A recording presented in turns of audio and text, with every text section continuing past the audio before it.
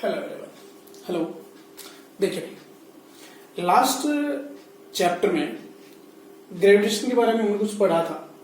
भाई जो ग्रेविटेशन का अपना लास्ट जो वीडियो था उसमें हमने कुछ देखा था। क्या पढ़ा था कि भाई ग्रेविटेशन के बारे में पढ़ा था कि ग्रेविटेशन होता क्या है, और उसके बारे में जो डिफरेंट थ्योरीज थी उनके बारे में पढ़ा था।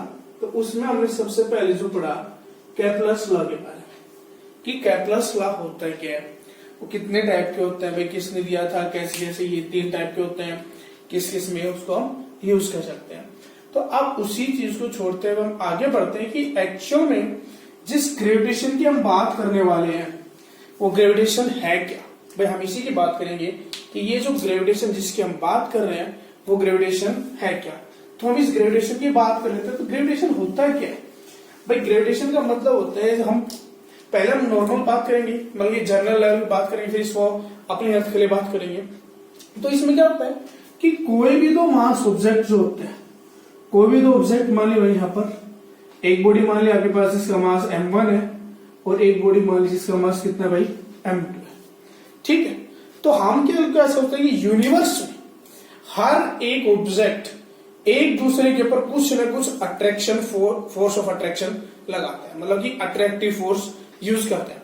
मतलब ये होगा कि कोई भी एक ऑब्जेक्ट दूसरे ऑब्जेक्ट को अपने तरफ अट्रैक्ट करने की क्षमता रखता। ठीक है, और वही जो फोर्स ऑफ अट्रैक्शन होती है दो पार्टिकल्स के बीच में, दो ऑब्जेक्ट्स के बीच में, उसी फोर्स ऑफ अट्रैक्शन को हमने किसका नाम दे रखा भाई, ग्रेविटेशन का नाम दे रखा है।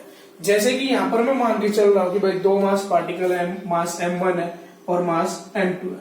ये जरूर नहीं भाई दोनों इक्वल हो, छोटे बड़े कैसे भी हो सकते हैं, नॉट नेसेसरी।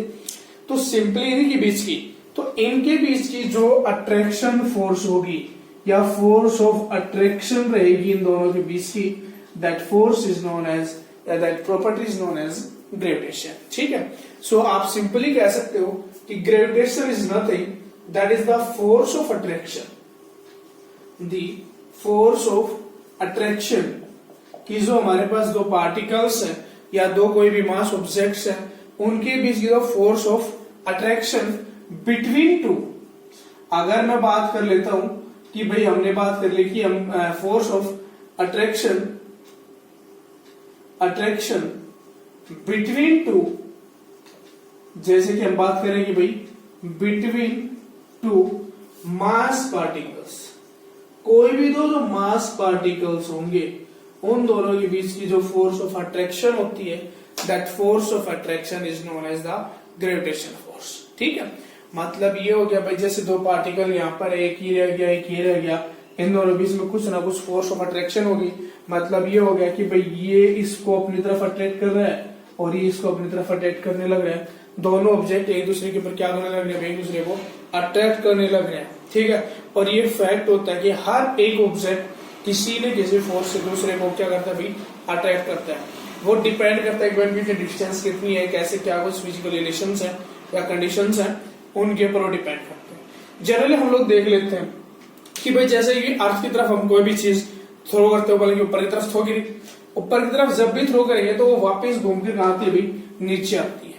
लेकिन कुछ एनर्जी अगर मैं उसको दे देता हूँ, एक्स्ट्रा एनर्जी दे दी या कुछ एक्स्ट्रा फोर्स लगा देता हूँ, तब बात अलग हो जाती है कि भाई हम उसके ऊपर एक्स्ट्रा वर्क करने लग रहे हैं, वो बात अलग होती है। लेकिन अगर मैंने किसी भी चीज को जनरली थ्रो किया, नॉर्मली थ्रो किया, थ्रो करने पर क्या होगी, ऊपर जाएगी, और ऊपर जाने के बाद क्या होगी, वो वापस अर्थ पर आएगी। वापस अर्थ पर ही क्यों आई भाई, ऊपर क्यों नहीं चली गई, तो क्योंकि अर्थ को क्या करे, अपनी तरफ अट्रैक्ट करती है। तो उसी फिनोमेना की वजह से यहाँ पर क्या होने लग रहा है भाई, अपना ये ग्रेविटेशन फोर्स होने लग रहा है, और इसी चीज को हमने लॉ ऑफ ग्रेविटेशन नाम दे रखा है। अभी जो लॉ ऑफ ग्रेविटेशन है वो काम कैसे करता है, क्या कुछ चीज होती है इसमें। तो सबसे पहले इसके बारे में जो हम बात करेंगे कि भाई ग्रेविटेशन, अब कुछ न कुछ ऐसा भाई इसका फोर्स निकालने का कुछ न कुछ फिजिकल तो होना चाहिए भाई। अब दो चीज है, इनके बीच में वो फोर्स जो आ रही है वो किस क्वांटिटी के ऊपर डिपेंड करेगी, कैसे होगी, निकल के आएगी भाई। दो के बीच में फोर्स निकालने तो कैसे निकालेंगे, तो उसी फोर्स के लिए यहाँ पर हमने सबसे पहले जो चीज पढ़ेंगे, हम पढ़ेंगे वो न्यूटन्स लॉ ऑफ ग्रेविटेशन। भाई ग्रेविटेशन के बारे में पता लग गया कि ये सिंपल क्या होती है, फोर्स होती है। लेकिन अब इसके बारे में जिसने बताया ना, तो हमारे पास जो थे वो न्यूटन थे, और उन्होंने सबसे पहले ये बताया था कि दो पार्टिकल्स के बीच में जो फोर्स होगी उसको फोर्स ऑफ अट्रैक्शन लेना। तो उनके नाम पर ही हमारे पास है कि Newton's law of gravitation, law of gravitation कि जो ग्रेविटेशन का आपके पास जो न्यूटन्स का लॉ है, न्यूटन्स लॉ ऑफ ग्रेविटेशन। अब इसके बारे में पढ़ेंगे भाई न्यूटन्स लॉ ऑफ ग्रेविटेशन होता क्या, अब इसने क्या स्टेटमेंट दी थी, क्या कुछ दी थी। तो इसके अकॉर्डिंग क्या था, इसके अकॉर्डिंग ये दी गई थी according to Newton's law. Newton's law के अकॉर्डिंग क्या था यार, लॉ ऑफ ग्रेविटेशन बोल सकते हैं इसको सिंपली कि the law of gravitation the force of attraction between two particles. मैं सिर्फ और सिर्फ बात कर रहा हूं यहां पर that force of attraction between two particles या बिटवीन टू मास पार्टिकल्स। कोई भी दो मास पार्टिकल्स है यहां पर हमारे पास, ठीक है, डेली लाइफ का आप कुछ भी ले सकते हो मास पार्टिकल्स। अब वो कैसे डिपेंड करती है, इज डायरेक्टली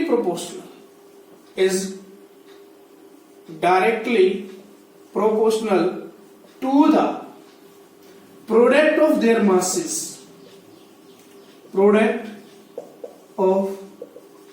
मासेस, उनके मास के प्रोडक्ट क्या होगी भाई, वो डायरेक्टली प्रोपोर्शनल रहेगी। एंड द इनवर्सली प्रोपोर्शनल, जो सेकंड, ये तो इसकी पहली कंडीशन थी कि जो फोर्स ऑफ अट्रैक्शन निकल के आई है पार्टिकल्स बीच में, वो कैसी होगी भाई, डायरेक्टली प्रोपोर्शनल रहेगी किसके प्रोडक्ट ऑफ देयर मासेस। जो उनका मास होगा उनके डायरेक्टली प्रोपोर्शनल होगी। सेकंड जो होगी कि क्या होगी भाई, is inversely proportional to the square of distance between them,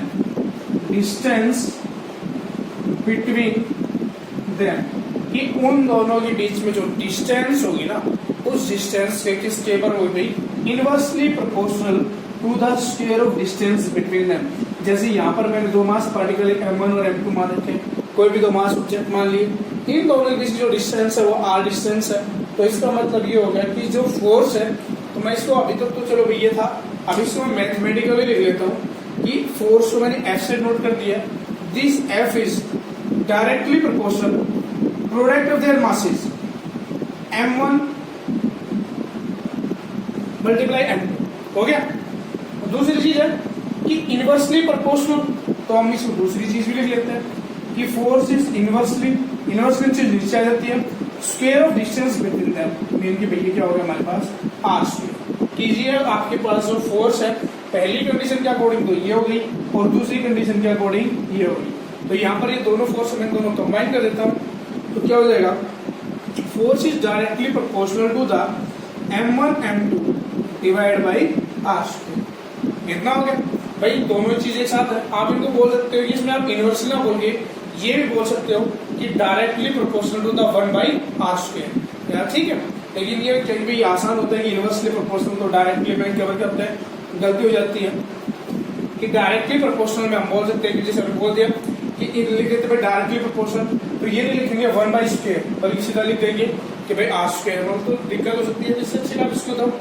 अब यहाँ पर भाई इस प्रोपोर्शनलिटी के साइन को हटाते हैं, जो हमने इस प्रोपोर्शनलिटी के साइन को हटाना, तो इसको हटाने के लिए आप क्या करोगे कि भाई फोर्स तो एस्टिस, और इसको हटाने के लिए हम किसी न किसी कांस्टेंट को यूज करेंगे, एक ऐसी वैल्यू को यूज करेंगे जो कांस्टेंट वैल्यू। तो यहाँ पर जो फोर्स की जो कांस्टेंट वैल्यू होती है जो हम यूज करते हैं capital C, that capital C is what, वो अभी बताएंगे, जैसे कि m1 m2 divide by r square. अब ये आपके पास नेट फोर्स निकल के आई है कि that is the force of attraction between the two particles. तो अब ये जो आपके पास जो F है ना, इसी फोर्स को हम क्या बोलते हैं, ग्रेविटेशन फोर्स बोलते हैं। अब बात यहाँ पर आती है भाई, जो ये G हमने यूज किया है, जो कैपिटल G अभी हमने यहाँ पर यूज किया है, ये जो कैपिटल G है, ये कैपिटल G होता क्या है, इसकी वैल्यू क्या होगी, what is the value of the capital G। तो इस कैपिटल G की जो वैल्यू होती है ना बेटा, वो एक यूनिवर्सल कांस्टेंट होता है, इसको हम बोलते हैं यूनिवर्सल कांस्टेंट। क्या बोलते हैं इसको हम, यूनिवर्सल कांस्टेंट, इसको बोलते हैं यूनिवर्सल कांस्टेंट। और इसकी जो वैल्यू होती है दैट इज 6.67 इंटू 10⁻⁻11। ये इसकी क्या होती है भाई, न्यूमेरिकल वैल्यू होती है। इस न्यूमेरिकल वैल्यू से कुछ ना कुछ यूनिट होनी जरूरी है, और इसकी जो यूनिट होती है वो होती है भाई न्यूटन मीटर स्क्वायर पर kilogram square. This is the value of the capital G. अब ये कैपिटल जी है क्या? अगर आपसे कोई पूछ ले कि भाई आप डिफाइन करो कि जो यूनिवर्सल कांस्टेंट या ग्रेविटेशनल कांस्टेंट, इसका दूसरा नाम भी बोल सकते हैं आप कि that is the gravitational constant. ये आपके पास क्या होगा भाई? ग्रेविटेशनल कांस्टेंट भी होगा, ठीक है, ग्रेविटेशनल कांस्टेंट। अब इसकी भाई इसको आप कैसे डिफाइन करें? आपसे किसी ने पूछ लिया भाई बताओ कि भाई ये क्या नाम है, जो कैपिटल जी निकल के है, ग्रेविटेशन कांस्टेंट निकल के है, इस ग्रेविटेशन कांस्टेंट को आप कैसे डिफाइन करोगे? तो इसको डिफाइन करने का मतलब क्या है कि जो यहाँ पर ये फोर्स ले रखे ना, इसी के बेसिस पर, क्योंकि हमने भी यहाँ पे यूज किया, उससे पहले यूज नहीं किया, तो जहां पर भी हम इसको यूज करेंगे उसी चीज से हम क्या करेंगे, इसको सोल्व करने की कोशिश करेंगे। तो अब ये होगा क्या? अब ये होगा क्या? तो इसमें सिंपल सी चीज ये निकल के आएगी कि अगर किन्हीं भी पार्टिकल्स या दो जो मास पार्टिकल्स मैंने यूज कर रखे हैं, इन दोनों मास पार्टिकल्स को, जैसे कि मैं इसको अलग से लिख देता हूँ एक बार ऊपर अलग से, यहाँ पर हो गया अपने पास कि F that is equal to G m1 m2 divide by r square. ये फॉर्मूला आपने हमें यहाँ पर उठा के वापिस रख दिया। दूसरी चीज है कि जो कैपिटल G की वैल्यू आपने यूज कर ली है 6.67 10 to power -11 newton meter square पर किलोग्राम स्क्वायर, जो ये वैल्यू यूज कर ली है। अब ये वैल्यू आई कहां से भाई, और होती क्या इस चीज को? तो इस चीज को यूज करने के लिए हमने क्या करना है कि मैंने मान लिया कि जो मासेस है ना दो ऑब्जेक्ट के, कि मान लिया कि एक मास है, if mass m1 is equal to m2 is equal to 1 kilogram, दोनों क्या हो गए अपने पास 1 किलोग्राम हो गए। मीन्स आप कह सकते हो कि यूनिट मास, कह सकते हो क्या भाई? यूनिट मास, ठीक है। उसके बाद डिस्टेंस जो इन दोनों के बीच की है that is also taken 1 meter, और डिस्टेंस भी क्या ले लिया भाई मैंने? 1 मीटर ले लिया। तो यहाँ पर जब इस फॉर्मूला में इसको पुट करोगे तो F is equal to G, F किसके बराबर आ गया भाई? G के बराबर। तो जब आप इस ग्रेविटेशन कांस्टेंट को डिफाइन करें, इसका मतलब क्या होगा कि जो ग्रेविटेशन कांस्टेंट है वो किसके बराबर आया भाई? फोर्स ऑफ अट्रैक्शन के। किसके बराबर है? फोर्स ऑफ अट्रैक्शन के। तो सीधी सीधी बात यही हो जाएगी आपके पास कि gravitation constant it is the amount of force, ठीक है, amount of force which is for the, किसके बीच में कि भाई ये फोर्स क्या? Amount of force of attraction. किसके लिए amount of force of attraction है? कि it is the amount of force of attraction for which if the two masses is unit and the distance between the mass is unit, कि भाई जो मास दे रखा है वो भी दोनों कैसे यूनिट है, और जो डिस्टेंस है दोनों के बीच में वो भी क्या है? यूनिट है। उस केस में जो G की वैल्यू जब निकल के आई तो कैलकुलेट करने पर ये G की वैल्यू क्या निकल के आई है? 6.67 10 to power -11। अब सीधी सीधी बात है भाई, अगर मैं किसी चीज को मल्टीप्लाई कर देता हूँ, 1 से मल्टीप्लाई करते 10 किलोग्राम है तो उसमें तो 1 तो रहेगा ही, इसमें 1 रहेगा, इसमें भी 1 रहता है। अगर अब R की वैल्यू चेंज होगी तो सीधी बात है क्या G की वैल्यू चेंज होगी? नहीं होगी, क्योंकि सोचने वाली बात ये, अगर मैं यहाँ से G निकाल लेता हूँ, G इज इक्वल टू इसके बराबर निकल के आएगा भाई ये F is equal F divide by R square into m1 m2। G की वैल्यू ये निकल के आएगी भाई G that will be equal to the F R square m1 upon m2। अब कुछ बच्चे ये कहेंगे कि सर जय को भी है, कुछ ये कहेंगे कि G है ना इस R के ऊपर भी डिपेंड कर रहा है, मास के ऊपर भी डिपेंड कर रहा है। नहीं, ऐसा नहीं है, क्योंकि यहाँ पर हमने क्या बताया कि ये जो G है ना उसकी वो किसके बराबर है? It is the force of attraction of two object which having the mass unity and the distance between the also the unity. मतलब ये फोर्स ऑफ अट्रैक्शन है सिर्फ उन्हीं मास पार्टिकल के लिए जिनका मास कितना है? यूनिट है, और डिस्टेंस भी उनके बीच में यूनिट, ठीक है। तब जो वैल्यू निकल गई NF की वो वैल्यू क्या निकल गई? ये G के बराबर। तो मतलब ये हो गया कि एक तरह की क्या वैल्यू निकल जाएगी? कांस्टेंट। आप ऑल ओवर द यूनिवर्स कहीं पर भी चले जाएं, मान लो यही जो पेयर है, यहाँ पर मैंने मान लिया कि R की वैल्यू 1 हो गई है, और m की वैल्यू भी 1 किलोग्राम है, ये भी 1 किलोग्राम है। इस पेड़ को उठाकर आप कहीं पर भी जाएंगे यूनिवर्स में, ना तो इनका मास चेंज होगा ना उनके बीच में डिस्टेंस, तो उनके बीच की जो फोर्स रहेगी वो कैसे रहेगी हमेशा भाई, कांस्टेंट। तो इसीलिए इस कैपिटल जे को आप क्या बोलते हैं भाई, यूनिवर्सल कांस्टेंट बोलते हैं। क्या बोलते हैं इसको, यूनिवर्सल कांस्टेंट बोलते हैं। ठीक है, तो ये यूनिवर्सल कांस्टेंट, और इसकी वैल्यू जो आपके पास होगी 6.67 10⁻⁻11 न्यूटन मीटर स्क्वायर पर किलोग्राम स्क्वायर, ये इसकी क्या रहेगी भाई, वैल्यू रहेगी। अब बात यहाँ पर होती है भाई, चलो हमें पता लग गया कि भाई इसकी चीज है। अब कई बार इसका डायमेंशनल फॉर्मूला पूछ लेते हैं कि भाई डायमेंशनल फॉर्मूला क्या होगा। तो डायमेंशनल फॉर्मूला जैसे आप लोगों को अच्छे से पता है कि आपको वैसे डायरेक्टली याद होना चाहिए, ठीक है भाई, छोटी छोटी चीजें ये तो डायरेक्टली याद होना चाहिए, लेकिन फिर भी अगर आपको डायमेंशनल फॉर्मूला डायरेक्ट याद नहीं है तो कुछ बेसिक चीजों के डायमेंशनल फॉर्मूले तो याद होंगे कि आप जब इस जी का डायमेंशन फॉर्मूला निकालोगे तो यहाँ से इससे निकालेंगे, तो जी इज इक्वल टू, जैसे कि आपके पास F R square divide by m1 m2, ये होगा मास। अब भाई फोर्स की न्यूटन, लेकिन आपको पता है कि फोर्स का भी नहीं पता डायरेक्ट।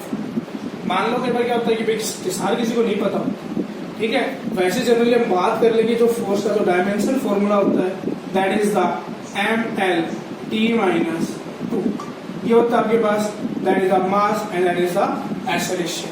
ठीक है, तो ये हो जाएगा भाई mlt-2, r यहाँ पर डिस्टेंस है, तो डिस्टेंस का फॉर्मूला हमारे पास डायरेक्ट होता है m0 l t0, और m1 m2 तो मासेस है, और मास का तो आपके पास पता है आपको कि m l0 t0, ये होते हैं डायरेक्टली। आप जब इसको यहाँ पर डायरेक्टली पुट करेंगे तो आपके पास सीधा निकल के आ जाएगा भाई mlt-2 है। लेकिन प्रॉब्लम यहाँ पर ये होती है, कई बार समझ नहीं आता ये चीज आई कहाँ से। तो आप लोग सिंपल जो हम फोर्स की बात कर लेते हैं कि भाई मैंने कहा कि सिंपल फोर्स की बात कर लेता हूँ कि force is equal to mass into acceleration होता है, और भाई mass into acceleration velocity upon time होता है। अब अगर मैं इसकी बात कर लेता हूँ वेलोसिटी की भी, तो वेलोसिटी क्या होती है भाई, डिस्प्लेसमेंट होता है आपके पास, displacement upon time into time हो जाएगा। तो भाई ये हो जाएगा मास, मैं यहाँ पर लिख देता हूँ mass into displacement divide by the time का स्क्वायर होगा। तो भाई सीधी सीधी बात है, मास का डायमेंशन फॉर्मूला होता है m, डिस्प्लेसमेंट डिस्टेंस है, लेंथ, और टाइम का आपके पास हो जाएगा t-2। तो ये आपके पास फोर्स का डायमेंशन। तो यहाँ पर मैंने इसको डायरेक्ट लिख दिया। अब इसको आप यहाँ पर पुट करें डायरेक्ट, अगर आपको नहीं पता है तो आप इसको क्या कर ले, डायरेक्ट पुट करें। जब इसको डायरेक्ट पुट करेंगे तो इन तीनों के जैसे आप पता आपको लग गया। अब इसको मैं पुट कर देता हूँ डायरेक्टली, देखिए तो F फोर्स का डायमेंशन फॉर्मूला होगा मेरे पास mlt- हो गया भाई इनटू आर स्क्वायर, इसका स्क्वायर करेंगे तो सीधी सीधी बात है भाई m की पावर 0 है, l की पावर 2 हो जाएगी, ये पावर आपके पास वापिस 0 डिवाइड बाई, यहाँ पर भी मास 2 मल्टीप्लाई हो रहे हैं तो 2 मास का मतलब स्क्वायर होगा। डायमेंशन फॉर्मूला से भाई किलोग्राम यूनिट रहेगी तो उससे कोई फर्क नहीं पड़ेगा, ये नहीं भाई इसका मास अलग है, सिर्फ आपकी न्यूमेरिकल वैल्यू चेंज होगी, यूनिट और डायमेंशन में कोई इफेक्ट नहीं होगा मास का। तो सिंपली ये भी आपके पास निकल जाएगा ml² t0 l0। अब वापिस आप इसको सोल्व करें तो सोल्व करने पर आप देखेंगे कि जब आपने इसको सोल्व किया, भाई सोल्व करने पर आपके पास क्या निकल कर आएगा, ये चीज इस सोल्व करने पर आप इसको देखिए सिंपली m एक m यहाँ पर है, 0 यहाँ पर है m की पावर, तो ये हो जाएगा आपके पास m-1, ये ऊपर जाएगा तो l देखे l यहाँ पर भी है, l यहाँ पर भी है, 1 और 2 3 यहाँ पर 0 है तो l की पावर 3 हो गया। t ये देखें t यहाँ पर 2 है, यहाँ पर 0 है, यहाँ पर 0 यहाँ पर माइनस, तो ये जाएगा भाई m-1 l³ t-2। तो ये आपके पास इसका डायमेंशन फॉर्मूला निकल जाएगा m-1 l³ t-2।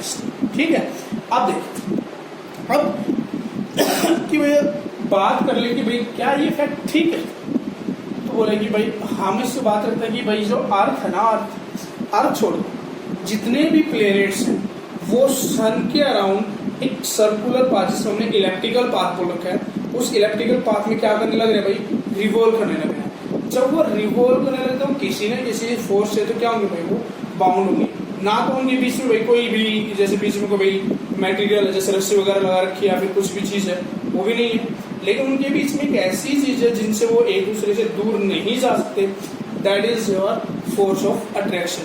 तो उनके बीच की जो फोर्स ऑफ अट्रैक्शन रहेगी वो हमेशा क्या रहती है भाई, अगर मान लो भाई नजदीक आएंगे, अभी ऐसा ये है, ये भी मान लो जैसे अर्थ का ये मान लेता हूँ, यहाँ पर ये सन हो गया, ठीक है, यहाँ पर ये प्लेनेट हो गया। जब यहाँ पर देखो तो डिस्टेंस ज्यादा है, डिस्टेंस ज्यादा है, आप बोलते अगर आर की वैल्यू ज्यादा है तो फोर्स क्या हो जाएगा, ग्रेविटेशन फोर्स कम हो जाएगा।